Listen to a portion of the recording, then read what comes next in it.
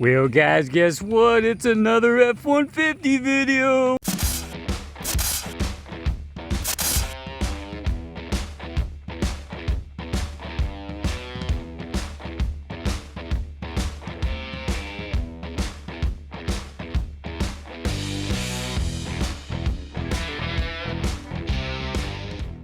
Alrighty guys, welcome back to the channel. This is our newest video here. Unless you're watching this days from now, there might be a newer one. Alrighty guys, before we get started, I want to introduce a brand new channel that I think you might be interested in. It is called Handy Homestead. And what it is it's my nephew, okay? And he started up his own channel, and what he's doing is sharing gardening tips and things related to that for right now. I'm sure in the future he'll branch out and do some other stuff, but if you are into gardening and you want some tips, or you want to compare tips, or hey, even go on his channel and offer your own tips, make suggestions and give him some ideas of what he can do to make his channel better. I know I'm going to support him, and I hope you do too. That's Handy Homestead. Check him out. Okay, he's brand new. Give him a sub, ring that bell so he will be able to share all of his knowledge with you, because he's a smart kid, because I'm his uncle. I taught him everything he knows.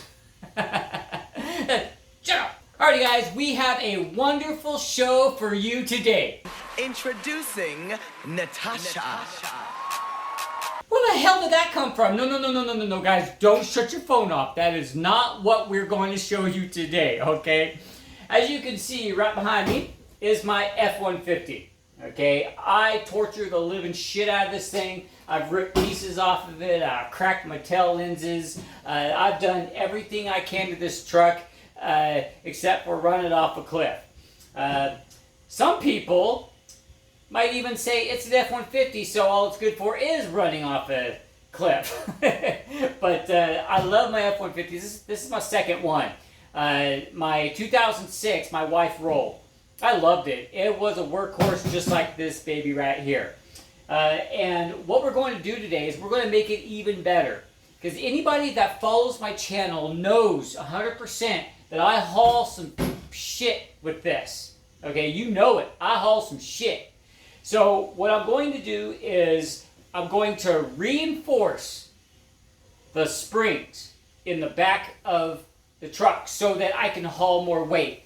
Because when I am hauling a pallet of concrete, my truck sags way low, and when I go over bumps, it hits the stoppers. And that's very dangerous for a rear end to hit that with so much weight.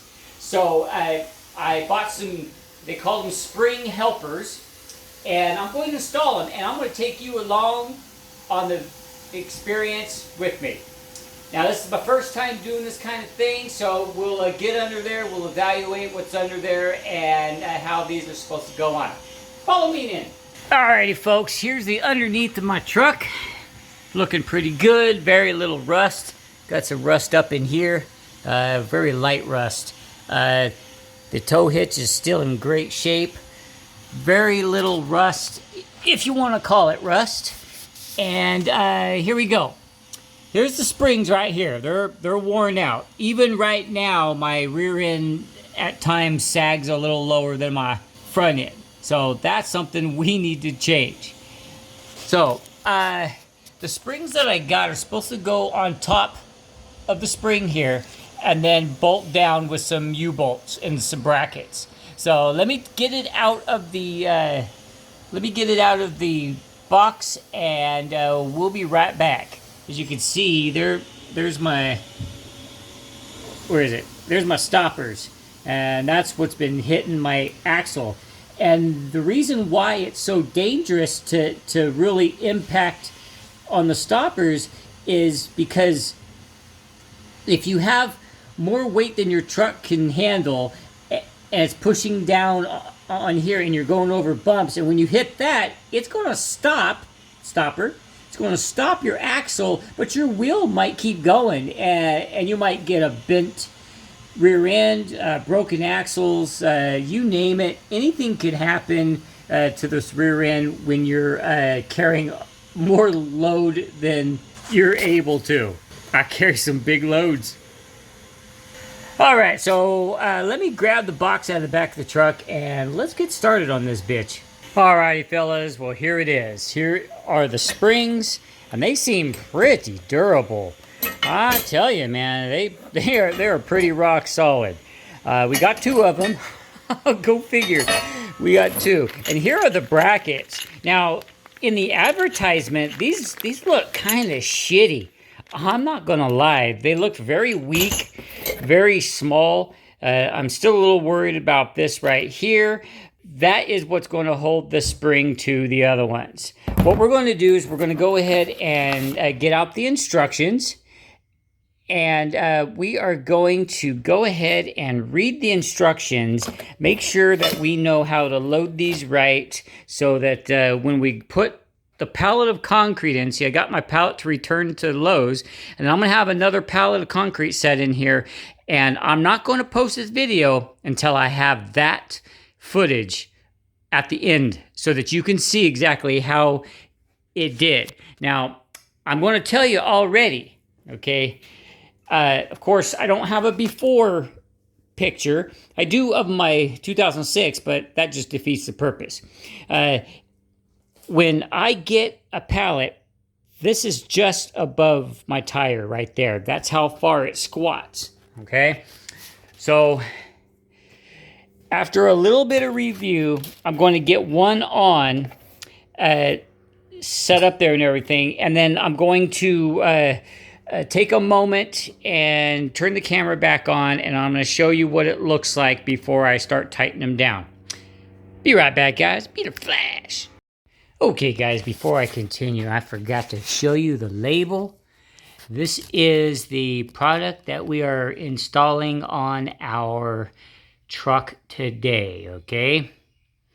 All right, it looks like Easy Level F150. So it looks like they make them per vehicle. So that is the one, and it is a Hellwig. Hellwig. That's a hell of a wig. But anyway, what you're going to have to do is you're going to have to jack up the body, allow the rear end to stay on the ground, because that will bring the springs up and it will allow you to install this front U-joint. If you want to make it easier on yourself, don't tighten these up. Keep a lot of play in these, and then you can bend that down easier to get it on, because that one right there is furthest away. But with my body jacked up, I was able to get that much bolt through it before, so I could put the nuts on a lot easier. So now everything's pretty much just set on here. It's still loose. I'm going to tighten it all the way down. And then I'll put the lock bolts or lock nuts on there, and I'll show you how I did that.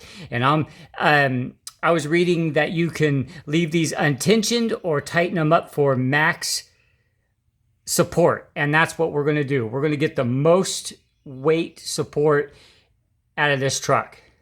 So, all right, here I go. I'm going to tighten everything up down. Yeah, I'm going to tighten everything down, and then I'll come back and show you how it went, and I'll give you any more tips if I have. Alrighty, ladies and gentlemen, we've got this front spring tightened all the way down. We've got the center ones tightened all the way down, and we've got this rear one tightened all the way down. Now, they come with a lot of extra nuts. Don't think they're just bonus nuts, because you have to put these in here and tighten them up against this top nut, and that will lock them in so they won't loosen up. I would suggest checking these to make sure they're not coming loose after about 100 miles, and check them every 500 after that until you feel comfortable that they're not going anywhere. Something like that. But yeah, it's obviously standing a little higher. I'd say maybe an inch higher, which is just fine. But it's going to be much stiffer. I might even have a little bit too stiff of a bounce going on back there, but that's okay. We mainly use this for hauling shit, so it's going to be fine. You see how I did those double nuts right there? They're all torqued down. Now, the ones for the center, they are a thicker U-bolt with larger bolts. All the brackets are the same. Okay, and the nut size for the inners are 19, and the nut size for the outers are 18. Okay, so I'm going to go ahead and do the other one. And if there's anything else that I want to share with you, I'll turn the camera back on. But if not, the next one you're going to see is the guys at Lowe's setting a pallet of concrete on the back of my truck. Alrighty guys, what do you think? Do you see any difference? I'll try to throw up a picture side by side real quick and show you the difference.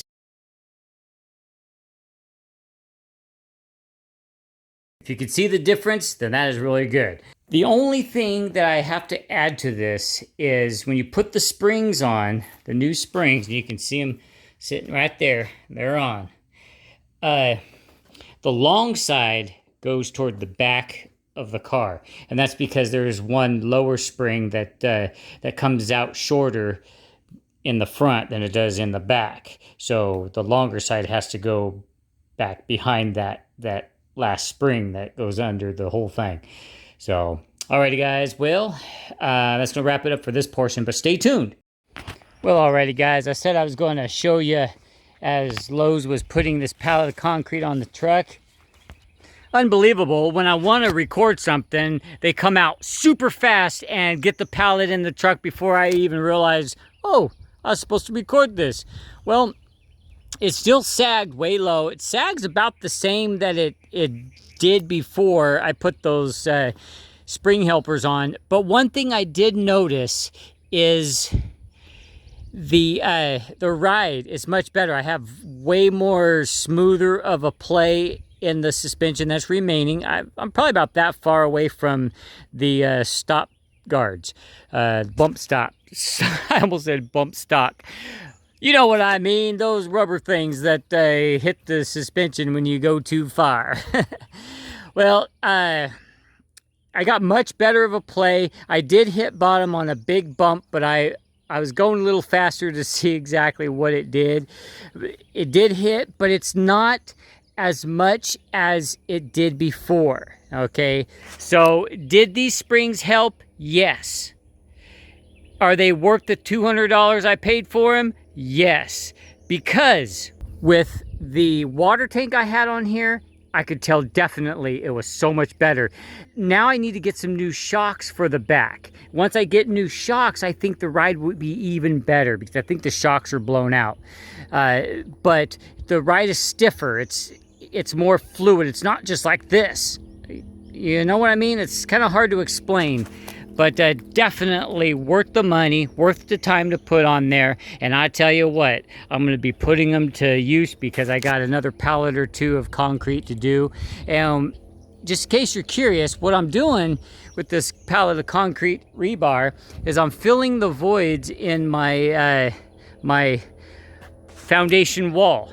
And everywhere you see the orange, my son's not going to fill that one because that's every 6 feet you have to have an anchor bolt, and since he's going to be doing this while I'm at work, I told him go ahead and don't pour anything in the ones marked with the orange spray. That way there I'll be able to come back and do them proper. He doesn't have the experience I have in that kind of thing. I'm confident he can put concrete and rebar in these voids, so yeah, I'm super confident that he can handle that, and he'll just skip all the orange ones so I can come back and fill it up and set the anchor bolts for the seal plate.